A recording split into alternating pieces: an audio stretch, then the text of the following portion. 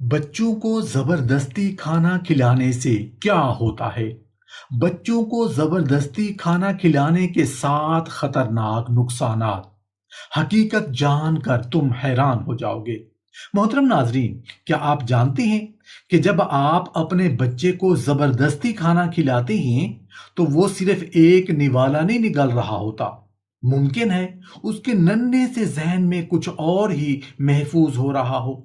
اگر آپ اپنے بچوں کو زبردستی کھانا کھلاتے ہیں تو اس ویڈیو کو آخر تک ضرور دیکھیے گا۔ ہو سکتا ہے آج کے بعد بچوں کو زبردستی کھانا کھلانے سے پہلے آپ کے ہاتھوں کو روکنا پڑے۔ بچوں کو زبردستی کھانا کھلانے کے 7 خطرناک نقصانات میں نمبر 1 یہ ہے۔ ہمارے معاشرے میں بچوں کا کھانا والدین کے لیے ہمیشہ سے ایک فکر کا موضوع رہا ہے۔ بچہ کم کھائے تو ماں پریشان، ایک نوالا چھوڑ دے تو باپ فکر مند، اور اگر بچہ کھانے سے انکار کر دے تو والدین کی کوشش شروع ہو جاتی ہے کہ کسی بھی طرح اسے کھانا کھلا دیا جائے۔ والدین کی نیت بری نہیں ہوتی، بلکہ اکثر اس کے پیچھے محبت، فکر اور بچے کی صحت کا خوف ہوتا ہے۔ لیکن بچوں کی نفسیات ہمیں یہ سوچنے پر مجبور کرتی ہے کہ کیا اچھی نیت سے کیا جانے والا ہر طریقہ بچے کے لیے اچھا بھی ہوتا ہے؟ بچوں کی نفسیات کے مطابق بچے صرف ہمارے الفاظ نہیں سنتے، وہ ہمارے لہجے، دباؤ اور رویے کو بھی محسوس کرتے ہیں۔ اسی لیے کھانے کے وقت والدین کا ایک معمولی سا اصرار بھی بچے کے لیے ہمیشہ معمولی نہیں ہوتا۔ اور سب سے خطرناک بات یہ ہے کہ بعض نفسیاتی اثرات فوراً سامنے نہیں آتے۔ آج کی اس ویڈیو میں ہم جدید طبی تحقیق، بچوں کی نفسیات اور ان کے جذبات کو سامنے رکھتے ہوئے وہ حقیقت بیان کریں گے جو شاید آپ نے کبھی اس زاویے سے نہیں سوچی۔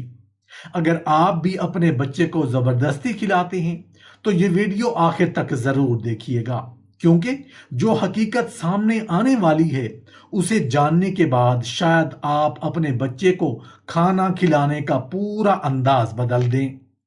کبھی اپنے بچے کو زبردستی کھانا کھلاتے ہوئے ایک لمحے کے لیے رک کر اس کے چہرے کو غور سے دیکھنا۔ شاید اس کی آنکھیں وہ بات کہہ رہی ہوں جو اس کی زبان نہیں کہہ پا رہی۔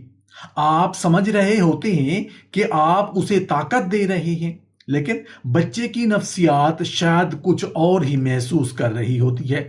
جب آپ بار بار اس کے منہ میں نوالا ٹھونستے ہیں، اس کے انکار کے باوجود کہتے ہیں کہ یہ ختم کرو، تو بچے کے جذبات کے اندر ایک خاموش خوف پیدا ہوتا ہے۔ اسے لگنے لگتا ہے کہ کھانے کا وقت سکون کا وقت نہیں، بلکہ ایسی جگہ ہے جہاں میری مرضی نہیں چلے گی۔ پھر آہستہ آہستہ کھانا اس کے لیے صرف کھانا نہیں رہتا، بلکہ دباؤ، جھنجھلاہٹ اور مزاحمت کی ایک یاد بننے لگتا ہے۔ اور والدین کے لیے یہاں سب سے خطرناک بات یہ ہے کہ بچہ شاید اسی وقت کچھ نہ کہے، وہ خاموش رہے گا، نوالا نگل لے گا، مگر اس کے اندر ایک احساس جمع ہوتا رہے گا کہ جب میں نہیں کہنا چاہتا تب بھی میری بات نہیں سنی جاتی۔ یہ احساس بار بار پیدا ہو تو بچہ کھانے سے بھاگنے لگ سکتا ہے، کھانے کے وقت چڑچڑا ہو سکتا ہے، نوالا روک سکتا ہے یا کھانے سے نفرت تک محسوس کر سکتا ہے۔ یعنی جس کھانے کو آپ محبت سے اس کے لیے ضروری سمجھ رہے ہیں، وہی چیز اس کے ذہن میں خوف اور ناپسندیدگی کے ساتھ جڑ سکتی ہے۔ لیکن اصل خطرہ ابھی باقی ہے۔ بچے کے جسم میں قدرتی طور پر ایک احساس ہوتا ہے جو اسے بتاتا ہے کہ مجھے بھوک لگی ہے اور کب میرا پیٹ بھر گیا ہے۔ مگر جب ماں یا باپ ہر بار بچے کے پیٹ کا فیصلہ خود کرنے لگے، ابھی بھوک ہے یہ بھی کھاؤ، پیٹ بھر گیا ہوگا مگر یہ آخری نوالا ہے، تو بچہ اپنے جسم کی آواز سننے کی بجائے دوسروں کے حکم پر چلنا سیکھتا۔ ذرا تصور کریں، ایک بچہ جو ابھی اپنے جسم اور جذبات کو سمجھنا سیکھ رہا ہے، اگر اسے بار بار یہ بتایا جائے کہ تمہیں جو محسوس ہو رہا ہے وہ غلط ہے، تمہیں ابھی کھانا ہے، تو کل وہ اپنے ہی جسم کی آواز پر کتنا اعتماد کرے گا؟ یہ صرف کھانے کی عادت خراب ہونے کا خطرہ نہیں، یہ بچے کو اپنے ہی احساسات پر شک کرنا سکھانے کا آغاز بن سکتا ہے۔ اور اگلی بات اس سے بھی زیادہ خطرناک ہے، کیونکہ جب بچے کو ہر معاملے میں اپنی مرضی چھوڑنے پر مجبور کیا جاتا ہے تو اس کے اندر ایک خاموش سوال جنم لیتا ہے: کیا میری مرضی کی اس گھر میں کوئی قیمت ہے؟ آپ نے کبھی غور کیا ہے کہ کچھ بچے کھانے کے وقت اچانک ضدی کیوں ہو جاتے ہیں؟ والدین اکثر کہتے ہیں پتہ نہیں اس بچے کو کیا ہو گیا ہے، ہر بات پر ضد کرتا ہے۔ لیکن بچوں کی نفسیات کو سمجھنے والے جانتے ہیں کہ ہر ضد بدتمیزی نہیں ہوتی۔ بعض اوقات ضد اس بچے کی خاموش چیخ ہوتی ہے جو کہنا چاہتا ہے کم از کم اپنی مرضی کے اس چھوٹے سے حصے پر تو مجھے اختیار دے دو۔ جب والدین بچے کی بھوک، پسند اور انکار کو مسلسل نظر انداز کر کے اپنی مرضی مسلط کرتی ہیں نا، تو بچے کے جذبات میں بے بسی پیدا ہو سکتی ہے۔ اسے محسوس ہونے لگتا ہے کہ اس کی بات سنی نہیں جا رہی، اس کے احساسات کی قدر نہیں ہو رہی۔ پھر وہ کھانے کے معاملے میں نہیں کو اپنی طاقت سمجھنے لگتا ہے۔ آپ ایک نوالا منہ میں ڈالنے کی کوشش کرتے ہیں، وہ منہ بند کر لیتا ہے۔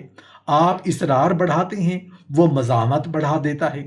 یوں کھانے کی میز پر ایک عجیب سی کشمکش شروع ہو جاتی ہے، جہاں والدین سمجھتے ہیں کہ وہ بچے کو کھانا کھلا رہے ہیں، جبکہ بچہ اپنے چھوٹے سے ذہن میں اپنے اختیار کی جنگ لڑ رہا ہوتا ہے۔ اور یہاں والدین کے لیے سب سے خوفناک بات یہ ہے کہ اگر یہ کشمکش بار بار دہرائی جائے تو بچہ صرف کھانے پر ضد کرنا نہیں سیکھتا، بلکہ بعض حالات میں مزاحمت کو اپنی بات منوانے کا طریقہ سمجھنے لگتا ہے۔ لیکن رک جائیے، مسئلہ صرف ضد تک محدود نہیں۔ جب ایک بچہ بار بار یہ تجزیہ کرتا ہے کہ میرے انکار کے باوجود میری بات نہیں مانی جا رہی، تو اس کے دل میں والدین کے بارے میں اعتماد کا احساس بھی متاثر ہو سکتا ہے۔ بچے کے لیے ماں باپ صرف کھانا دینے والے نہیں ہوتے، وہ اس کی سب سے بڑی محافظ پناہ ہوتے ہیں۔ اگر اسی پناہ میں اسے بار بار اپنی مرضی کے خلاف مجبور کیا جائے تو اس کے ذہن میں ایک خاموش سوال پیدا ہو سکتا ہے: اگر میری بات یہاں بھی نہیں سنی جاتی تو پھر میں کس کے سامنے اپنے جذبات بیان کروں؟ یہی وہ مقام ہے جہاں زبردستی کھلانے کا معاملہ صرف کھانے کا مسئلہ نہیں رہتا، بلکہ والدین اور بچے کے جذباتی رشتے کو چھونے لگتا ہے۔ جب بچہ کھانے سے انکار کرتا ہے نا، تو ماں باپ کو فوراً لگتا ہے کہ یہ ضد کر رہا ہے، نخرے دکھا رہا ہے، یہ جان بوجھ کر پریشان کر رہا ہے۔ پھر اسے منانے کے لیے کبھی موبائل پکڑا دیا جاتا ہے، کبھی کارٹون لگا دیا جاتا ہے، اور کبھی اس کے پیچھے پیچھے نوالا لے کر پورے گھر میں گھوما جاتا ہے۔ لیکن بچے کی نفسیات یہاں ایک اور کہانی بیان کرتی ہے۔ جب کھانے کے وقت بچے کی پوری توجہ موبائل یا کارٹون پر لگا دی جاتی ہے تو اس کا ذہن کھانے کی بجائے سکرین میں مصروف ہو جاتا ہے۔ وہ نوالا تو نکل رہا ہوتا ہے، مگر ممکن ہے اسے یہ احساس ہی نہ رہے کہ اس نے کھایا کتنا کھایا اور اس کا پیٹ کب بھر گیا۔ سب سے خطرناک بات یہ ہے کہ بچہ اپنے جسم کی آواز سننے کی بجائے باہر کی آواز کا عادی ہونے لگتا ہے۔